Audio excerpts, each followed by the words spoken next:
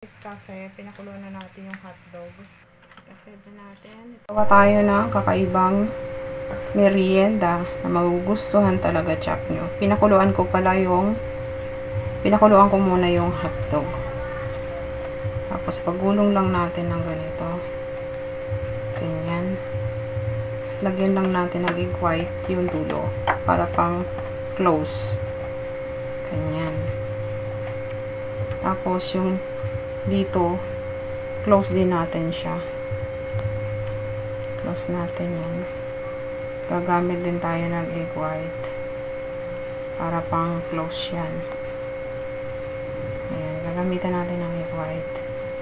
Para ma-close lang yan. Uulitin lang natin lahat guys, yung ating gagawin. Kuluan ko pala yung hotdog. Ngayon, nag-add tayo ng cheese at saka hotdog. Scroll lang natin ng ganyan. Ganyan. Tapos yung dulo, lagyan natin ng egg white.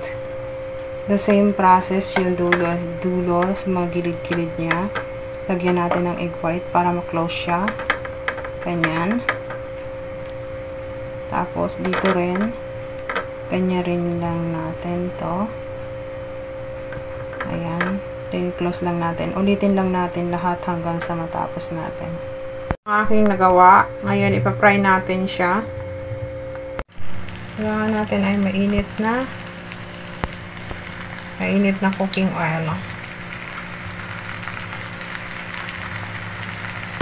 So, set aside lang natin mga luto niya. Madali lang ito lutuin guys kasi pinakuluan na natin yung hotdog. So, ito yung napakadaling merienda. Magugustuhan din ng mga bata.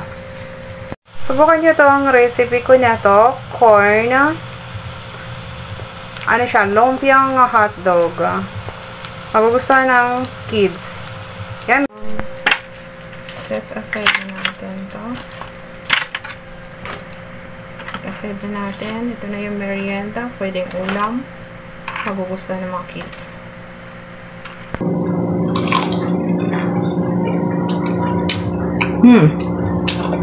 Yummy.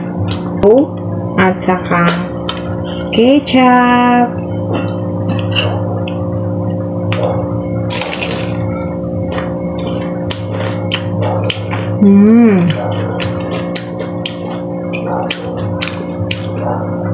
Nag-add pala ako ng ibang flavor.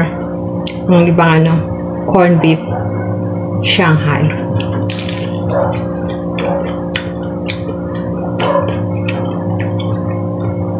Ulam, masarap.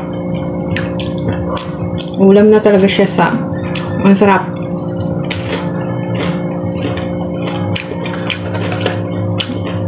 Yummy. Ito.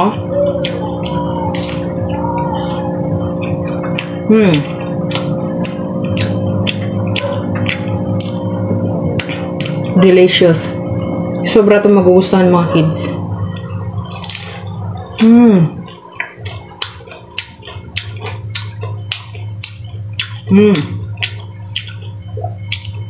Try nyo to guys, magugustuhan ng iyong mga kids, tapos ng pamilya nyo, pamerienda o pambaon sa school. Thank you guys for watching. Please subscribe to my YouTube channel and follow my Facebook page.